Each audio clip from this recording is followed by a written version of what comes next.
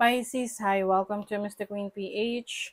At ito ang inyong energy update for October 16 to 31, 2024. So let's see what's coming to you.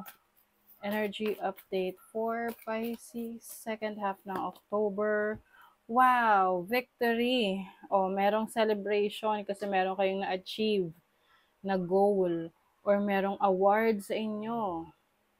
Meron kayong nakuhang rewards sa inyong mga efforts, sa mga trabaho ninyo. Maaring nanalo kayo sa contest or mananalo kayo sa contest na sasalihan ninyo. Let's see. Good cheer. Oh. Meron mga tao na very supportive of you. Naniniwala sa kakayanan mo. So, yung iba sa inyo siguro nasa kayo, yung entertainment industry, na kung saan people are admiring you and you are getting recognition. Nare-recognize ka sa galing mo, sa talents mo, sa skills mo. Courage. This is about your lakas ng loob. Mas malakas ang loob mo ngayon na i-pursue yung pangarap mo, yung mga goals mo sa buhay. Kahit na merong mga taong hindi naniniwala sa kakayanan mo, laban pa rin. Kasi alam mo na merong mga taong nakasuporta sa'yo sa mga gusto mo. Yun naman ang importante dyan. Kung sino yung mga taong naniniwala sa'yo. Let's see your overall energy. Okay, you have the Knight of Wands, exploration. You're going to explore other opportunities. Pwedeng may mga travel opportunities for you. Some of you are also going to take a risk. Maglalakas loob ka na sumubok ng mga bagong experiences. Dahil, syempre, dun ka makakaranas ng excitement eh. Dahil bago yun sa'yo, bago sa experience mo, bago sa paningin mo. You will also tap into your creativity. Your challenge is the Emperor. So, kung meron kang boss or parent, someone in authority sa buhay mo, pwedeng magkaroon kayo ng challenging situation dyan. Pwede kasing hindi niya gusto yung ginagawa mo or hindi siya supportive sa'yo. And maaring doon magkaroon ng conflict with your boss. And some of you naman, pwedeng yung pag-organize mo about your plans. Pwedeng kalat-kalat. Yung tipong, gagawin ko to and then ito ulit gagawin ko. So, you need to have this step-by-step plan para yun yung ipa-follow mo. Kasi pag wala kang direction, no, hindi mo rin ma-accomplish lahat ng goals mo. So, you have to write it down para i-check mo lang kung ano na yung na-accomplish mo at magiging aware ka kung ano pa yung kailangan mong ayusin at asikasuhin for a certain period of time. Let's see your opportunity. The Tower. Uy, meron kang opportunity na baguhin kung ano yung nandyan na. Oo, let's say, medyo may pagka-rebellious yung energy nyo ngayon, Pisces. Yung tipong ayaw nyo na sumusunod na lang. Gusto nyo, ang masusunod, yung gusto nyo talaga. Oo. So, some of you are in your rebellious era na ipupurso nyo kung ano yung gusto nyo. Ganon. At kung ayaw nila, di bahala sila. Parang ganon. So, you have the opportunity to also make a change in your life, no? Pwedeng may babaguhin ka sa lifestyle mo, may babaguhin ka sa living condition mo, sa bahay mo, sa career path mo. Kasi ipa-follow mo kung ano yung sinasabi ng puso mo.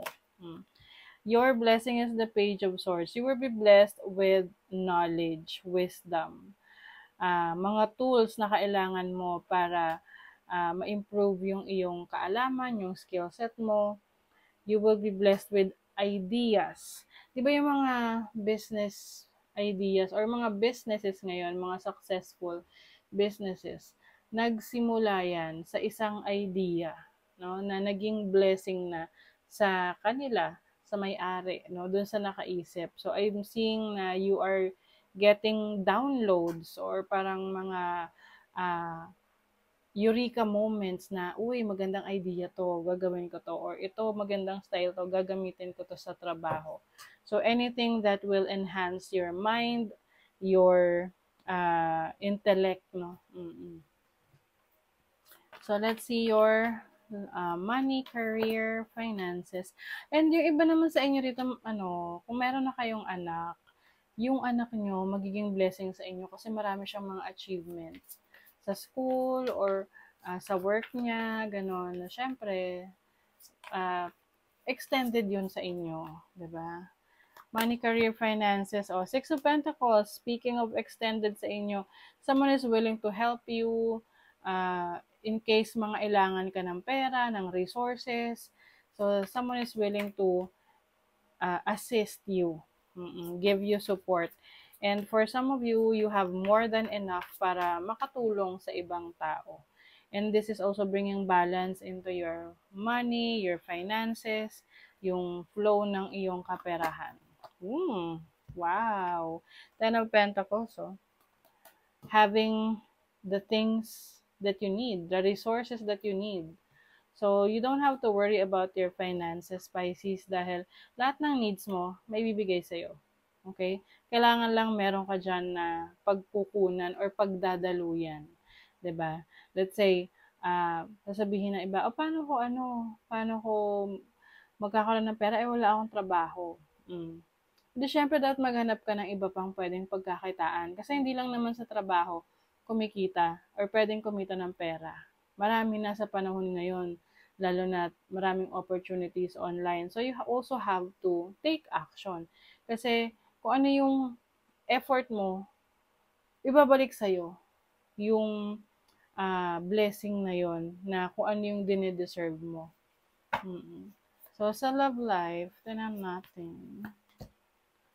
Meron ditong iwas sa love life.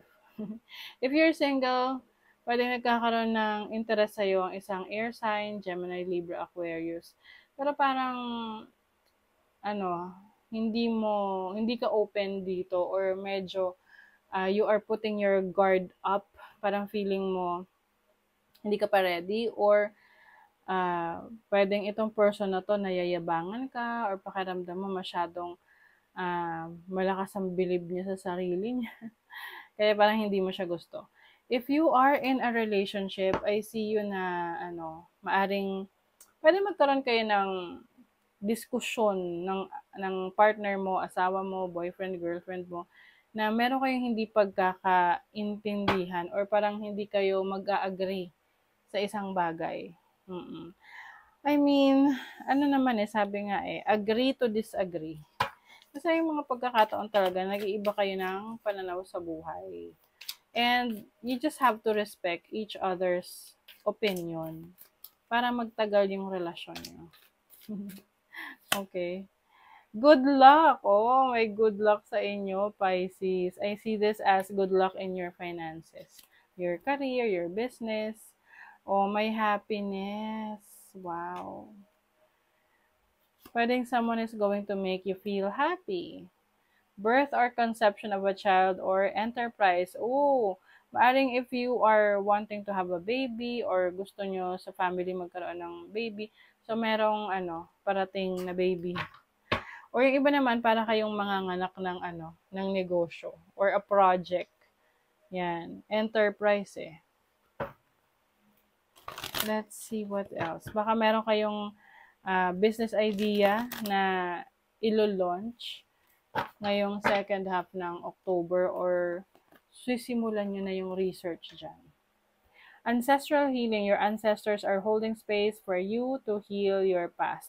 So, yung mga mahal nyo sa buhay na namayapa na, sila yung nagiging guide ninyo to help you heal from your past trauma.